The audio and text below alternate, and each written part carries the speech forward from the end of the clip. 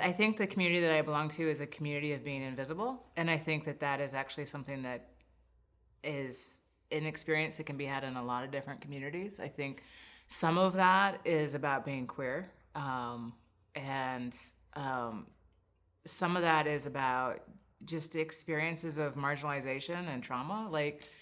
And so I think that the communities that I identify the most with are people that watch things, and people that watch things can come from all different types of communities, but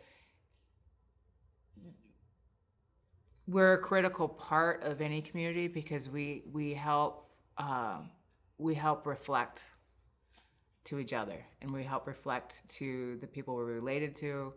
And I think that there's a narrative about being a watcher that really exists inside the queer community and is articulated inside the queer community, maybe more extensively, because it's an identity that oftentimes you can choose to reflect or not reflect.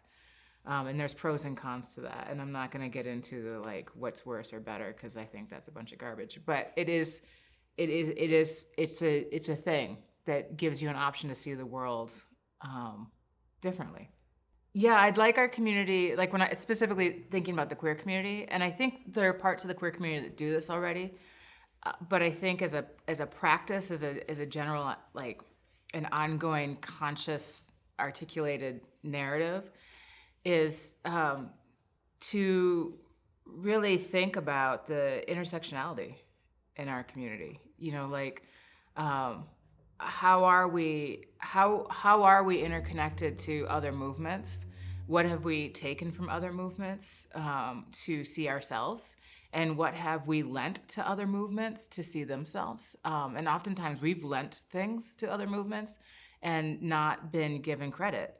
And vice versa. We have taken things from other movements and not given credit to where that comes from. And I think that is that's ubiquitous in the language of movements. So it's not I'm not knocking people for taking and recognizing the resources and the innovation and the ideas and the landscape that's available to be able to see the world from a different lens, or to try to inform how we can externalize our experiences. That sounds way too heady and deep. Sorry. But so I'm not trying to shame or ridicule or say we've done something wrong, because I think we're all in a progression. But at the same time, there's wisdom that is lent throughout different communities, and we have that wisdom within our community, and we don't often ask for it, and we don't often respect it. We don't remember that we're related to that our community is very diverse, and I think one of the most beautiful things about being queer for me is I'm related to a lot of people, and we exist in every community. And that is an amazing, it's an amazing truth that I don't know, maybe I'm being arrogant about our community, but I don't know that exists in all different kinds of marginalized communities. You could say, well, women exist in all over the place, but I don't know how, when women get together, I don't know. So I think often about how we are everywhere. And our community has to remember that, because that's a real strength. And that is a reminder about how to be in relation, and how to care for each other. That when I walk into a room as a queer person, I identify as white, I don't just bring that experience, especially if I walk into a space and I'm the only queer person, which shockingly happens very often, especially in my employment world.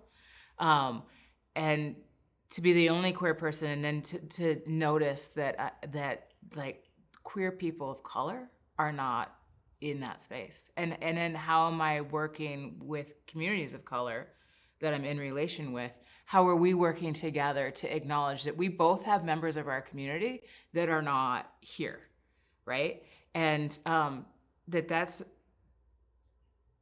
and I think that's something that as queer people, we have more opportunity to be aware of than I think is, I don't know, maybe that's arrogant. Maybe that's like centering the queer experience is somehow like superior. I don't mean that. Pride is, okay, I'm gonna tell a story, and you can at any time tell me to shut the fuck up. But like, an elder in the community that I got introduced as a young queer person when I came out, was also a filmmaker, and he had produced a series called Generation Q, and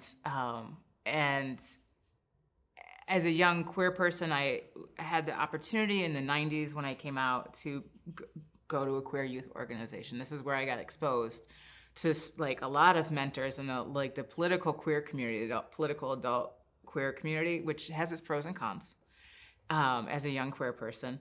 And then other queer kids. And the queer kids came from like other states, right? And I was already immersed in like sort of the homeless, highly mobile community, and like there's a lot of queer kids in there. And so like it was this amazing experience of getting exposed to the lives and the perspectives of people from all over, and how queerness affected them, but we were related, you know. And I think that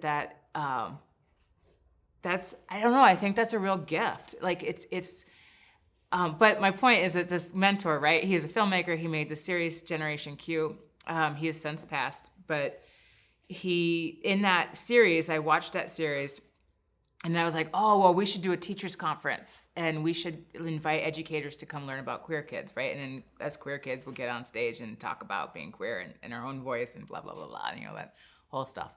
And but there was a clip in one of his videos in the series that he did that just showed, it was probably from the 80s, showed appeared to be a white trans woman on stage at a Pride festival.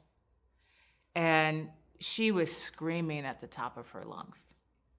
She was so angry at not being seen by her own community. And so viscerally angry. And most people would just turn it off, right? Like that's too much intensity coming at you. But he put it in the documentary, right? And I remember being like, oh, that's who gave us Pride. Like, we wouldn't have this queer youth center. Like, we wouldn't. It just, none of this would exist without the part of our community that we kick, we say is not polished enough, like it has too much trauma, like we don't know how to engage it, and those are our elders, like, right? Those are the people that gave breath to our breath, like literally, like saved our lives, you know? And we forget that, and because this elder, this mentor existed, the filmmaker existed in a really intersectional space, right? And so he was able to, like, he was conscious about what he was crafting when he created those images, right? In a way that expanded for me what it meant to be queer, and reminded me who I belonged to. I didn't just belong to these, at the time, I mean, we have, I gotta be fair because we're on camera, like there's some diversity in our political leadership. But sometimes when you come from a marginalized community, it's like you take that identity and you run with it. But we don't always remember all the voices that actually we carry the responsibility. Pride means celebration, right? Pride means joy. Pride means techno music. Pride means all kinds of floats and all kinds of like, like thong underwear. And pride means all that stuff, right? It means like whatever those nipple guards are. Like it means all that. Like pride means all of that, right? It also means taking the time like to recognize that the generations and the different psychologies that have happened in each generation, and that's ever changing, and that like any given moment it can be triggering a psychology from a different time, but like, okay, so like I know later there's this question about like BIPOC people and queer people and blah, blah, blah. And I was thinking as I came in here, I was like, and this is so hard to use because I don't talk in complete sentences. I was thinking about like The Butler, right? That was what the film was called, like Daniel, the Butler, the movie, the guy that was the butler for the presidents.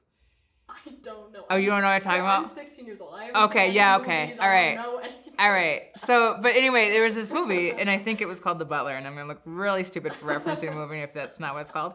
Yeah, Lee Daniels, The Butler. I think it was like his first film that like he had to put his name at the bottom of it. Okay.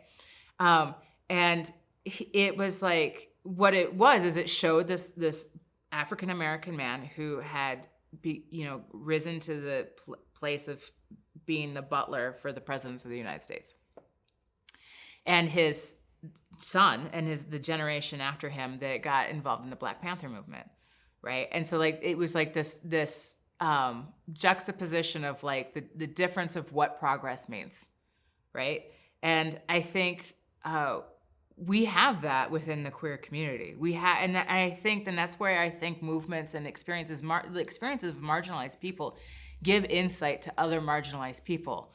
And people are pushing, how do you articulate those stories? How do you actually get it out of the body, the unconsciousness of what it means to be marginalized, and you in your head thinking you suck and it's your fault and that you don't deserve anything. And there's something about movements when it pushes it outside, it's not about you, right? It is actually about the system that you're in. It's an externalization that causes liberation, right? And it can cause harm and people can die in that process. But it's critical. And every generation is, the beauty is that every generation is going to think that they're entitled based on what was handed to them at the moment that they come of age, right? And so like that story is the story of like being happy to have a job and access and stability, and and then the next generation wants to throw it all away because they want freedom, right? And like in that tension across generations. And I think that also exists within the queer community. Is like I recently like had some experiences where it's like in the employment world where I just like things triggered me for around like homophobia and stuff like that. And I recently I just like started to laugh because I am laughing at the fact that I think I'm entitled to a safe and supportive work environment as a queer person. Right. I think I'm entitled to that. That is hilarious. I think I'm entitled to that. That was not a thing when I was growing up. Right. When I was growing up, you couldn't be out and have a job. You could be fired for it. Like they had just passed legislation so that you could be out and you could be fired for it. When I came out at 16, I had no vision. What it meant for me was I was going to live by myself, have a roommate, and live an impoverished life with everybody that hated me, and I'd have to have a job that required no real like professionalism because I wasn't going to be accepted in the professional world, right? Like and I still chose it, right? Because you're 16 and you're dumb, and you're like, I'm going to still choose to do this because it's like you have that like Romeo and Juliet thing, like I believe in love, you know, like over like my survival, right? And there's an audacity there that you need in order to do that. But like, oh my God. Like when I step back and I think, and it doesn't mean that we have perfection by any means. Like we are nowhere near perfection. We are still a hunted people. We are still people that are, and now it's coming back with a vengeance.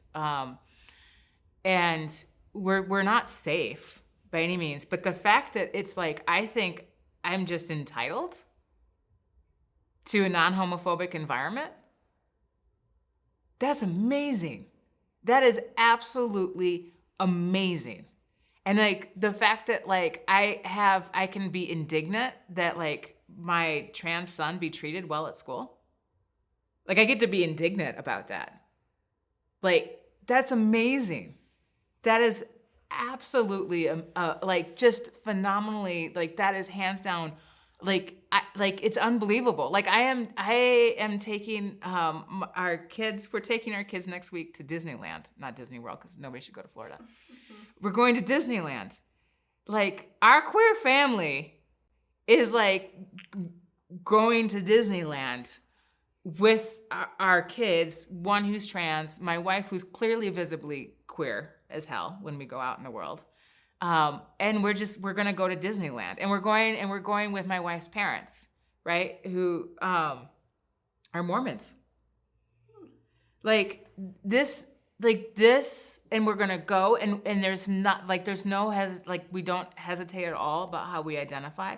Of course, there's like awkwardness, and I'm not saying it's free to like just like it's not without things, but that is. I never saw that as a kid. I never thought financially I'd be able to take my kids to Disneyland. I didn't know that I would have kids. Like, right, I got exposed to some lesbian that had kids from a relationship with a man. And that's the only way I knew. Like, and there's a lot of divorced lesbians, right? And then they had kids. But that's the only way I knew that kids was a possibility. Getting married was like illegal. Like technically when I got married to my wife, it was illegal. And you know, and we chose to have kids, and knowing like people would just feel free to walk up to me and be like, well, why would you do that?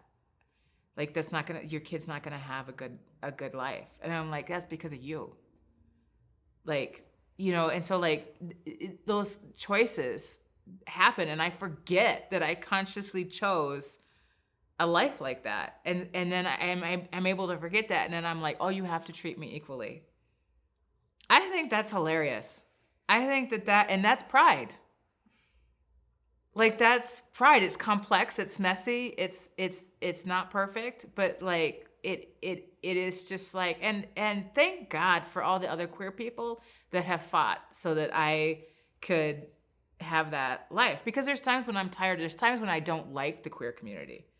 Right? There's times when I've been hurt by my own community.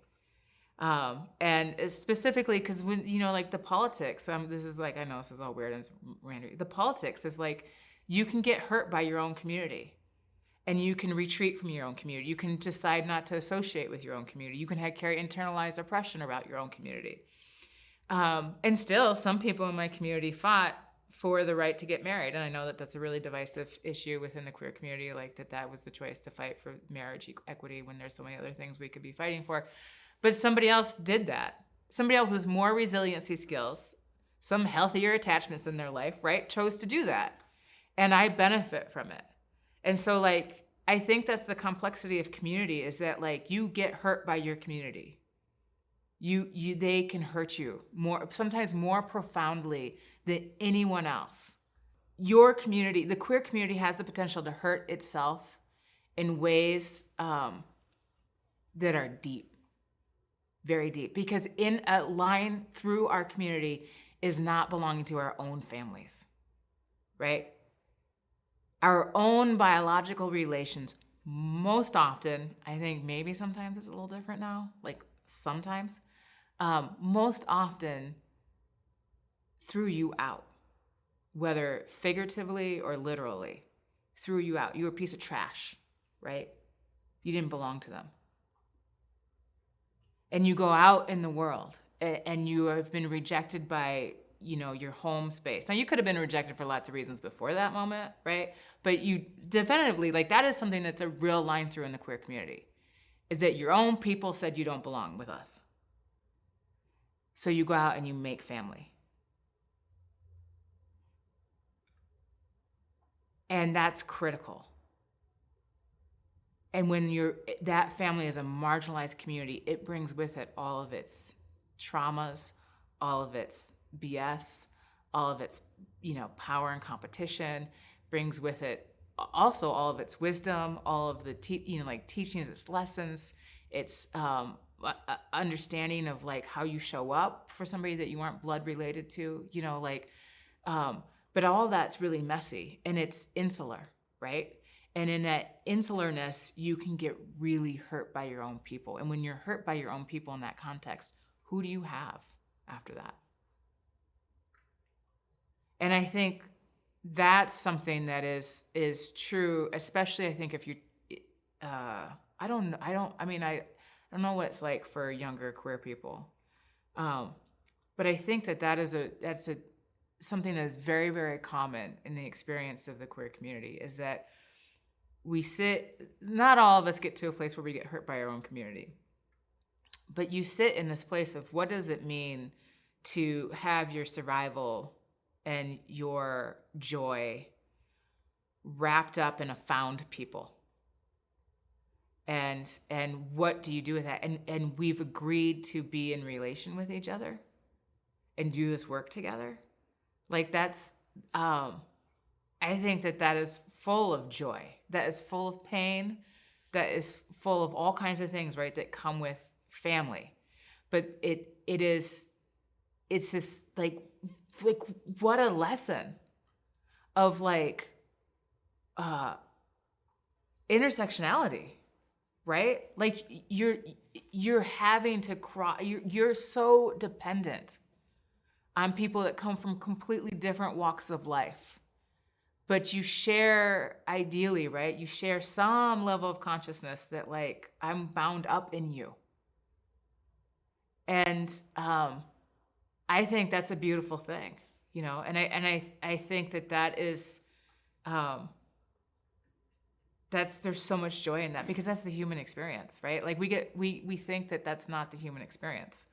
Like we think that like these things happen in family, or they happen in a ethnically identified community, or a class identified community, or a gender identified community. We think that it belongs only in those things, but it's like, I think like one of our greatest strengths is that we are in relation across all kinds of communities, and if we see each other, that shit's some joy, that is some pride, that is some like haphazard, messed up, gonna like, you know, all kinds of opinions in there you don't agree with, kind of messiness joy, you know. And I think that's what pride is.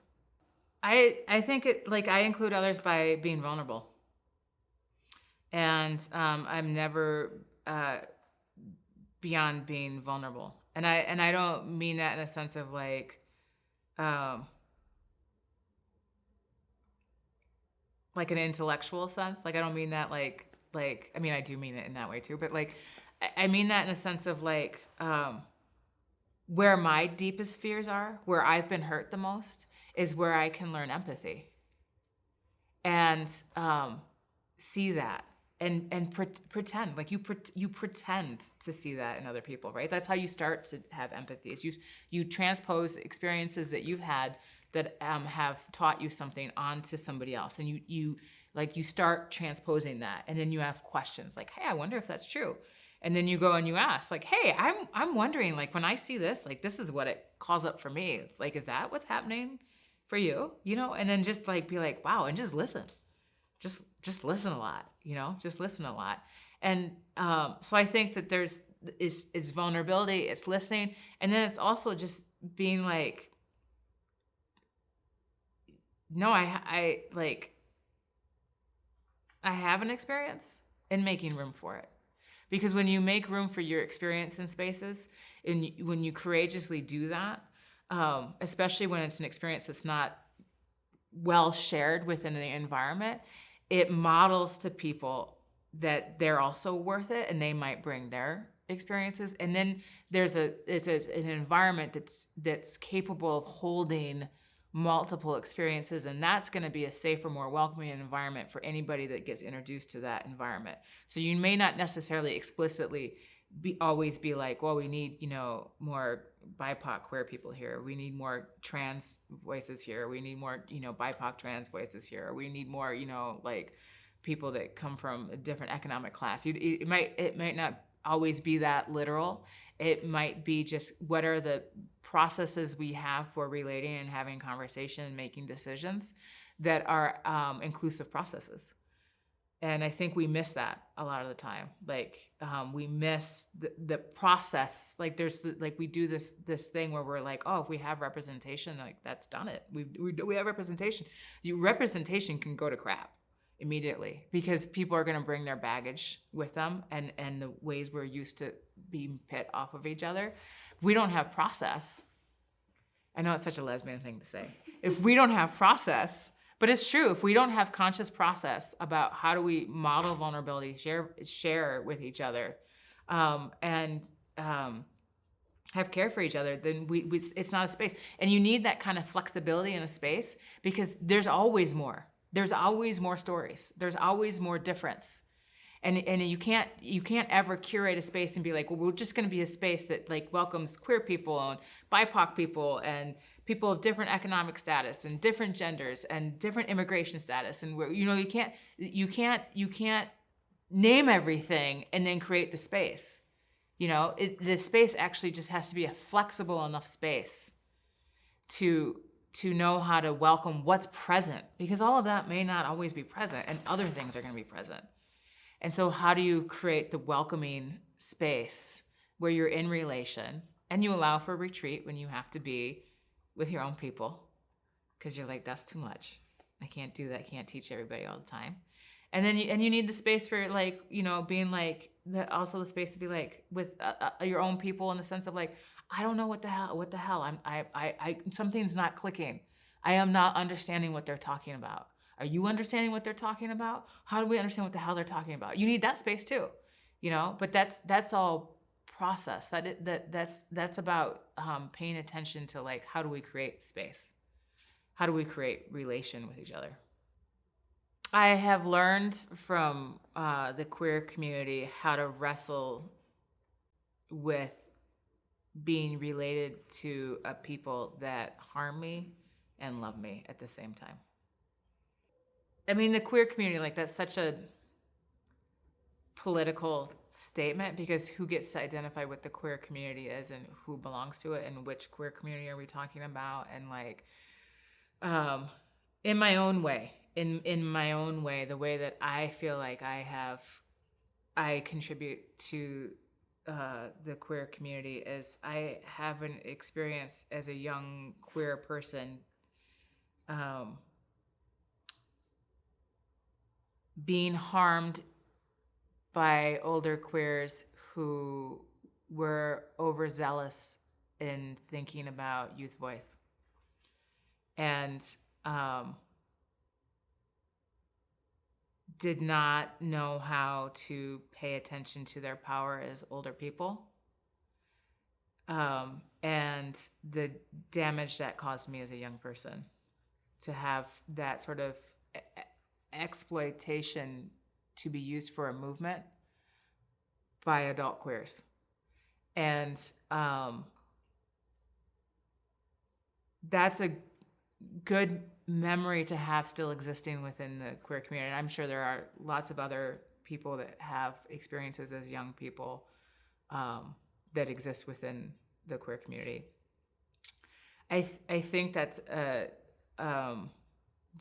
important thing to remember, not because it makes our community out to be ugly, or it just makes our community out to be human. It's part of the story of what it meant to be marginalized, and intersectionality of like, and how do we use each other for political advancement? It's needed. Like it's needed. We wouldn't have these political advancements without using our own testimonials, right? But remembering how we use those and how do we in this name of liberation, how do we also operate as elders? Like there's multiple roles that are necessary in community. It's not all a flat. We all have power in different ways, but we also have roles in community, and to remember ways that we pick up those roles because they're important, and they mean something. And when we care and love for our community, we pay attention to those roles. We don't ignore them. And I think that I carry a very deep memory in me, in my personal story of being queer, about the importance of paying attention to who I am as an adult when I show up in front of a young person. And how do I encourage their liberation without transposing onto them my idea about what that liberation is. Like, I know you're at the end, but like in youth work, I did a lot of youth work, and it's like I'd be working with a group of young people, and I'd be working with another co-teacher or whatever, and it'd be like a new gay, right? New gay co-teacher, which is nothing wrong with being a new gay, but it'd be a new gay, somebody who newly realized they were gay. And they would be like, oh my God, they'd find out that one of the young people in the program is gay. And they're like, they would just encourage the hell out of them to come out, you know? And I'm like, you don't know. You don't actually know the impact of that young person coming out in their life. And that's a very different perspective to come out as an adult, like to not be aware of potentially what's at risk. Like, kids are bound legally to their parents, right? Like that is a very different thing. And to balance that power, like to not transpose your excitement for everybody being out with like showing up as a mentor, as somebody that's listening, like what is there, you know, like that to not lose sight of that. And I don't know, I think that's really important is how do we grow into like our roles and show up for our young people in a way that supports them in their wisdom, but is not naive about the power differentials. I think what it means to thrive is to find community, find people that you can be in relation with, find people that you can share like experiences with, that you can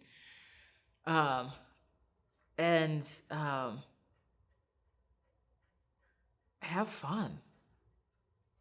I mean, like just to be able to just thriving is being able to go out into the world and do your thing, like doing your thing with joy and all that stuff. But the thriving like is only possible because you're able to come back to, for me, like you're able to come back to yourself and your own identity and your own people, and you can get to a place where you can love your own people, and you can have self-love, and that's not always easy.